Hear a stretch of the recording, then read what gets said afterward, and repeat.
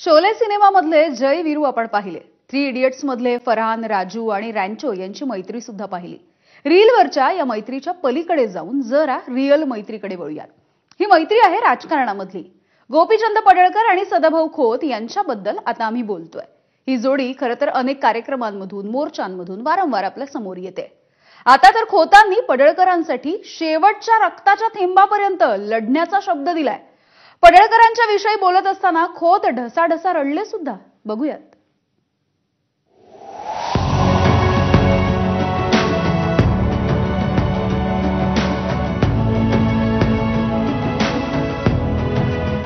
मी तुम्हाला सांगतो, माझा रक्ताचा शेवटचा थेंब आहे तो प्रेमाचा.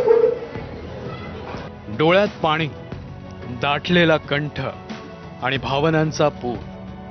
सांगलीच्या वाळवा तालुक्यातील वाटेगावमध्ये बिरोबा मंदिर सभा मंडप उद्घाटनावेळचा हा क्षण. गोपीचंद पडळकर व्यासपीठावर उपस्थित होते. सदाभाऊ खोत उपस्थितांना संबोधित करत होते. याच दरम्यान खोतांनी पडळकरांना एक वचन दिलं. आज या बिरोबाच्या दारात मी उभा आहे, बाळूमामाच्या समोर उभा आहे. मी तुम्हाला सांगतो, माझा रक्ताचा शेवटचा थेंब आहे तो प्रेमाचा.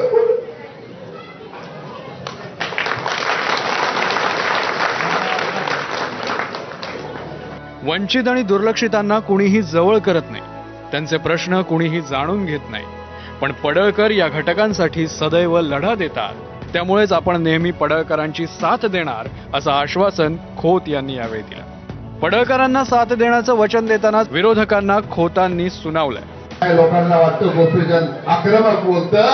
अरे आम्ही आक्रमक नाही बोललो तर हे आम्हाला निवदाला सुद्धा शिल्लक ठेवणार नाही. तो म्हणे सांगतो निवदाला सुद्धा, आणि तुमचं कोण ऐकून घेणार मग. आणि म्हणून निश्चितपणानं ते नेतृत्व आपण जपूया. या दोन्ही नेत्यांनी अनेक आंदोलनं आणि मोर्चे एकत्र काढले. प्रत्येक वेळी त्यांची एकी दिसली. पण आज पडळकरांसाठी अश्रू ढाळणाऱ्या खोतांमुळे ही दोस्ती तुटायची नाही हे पुन्हा एकदा दिसलं.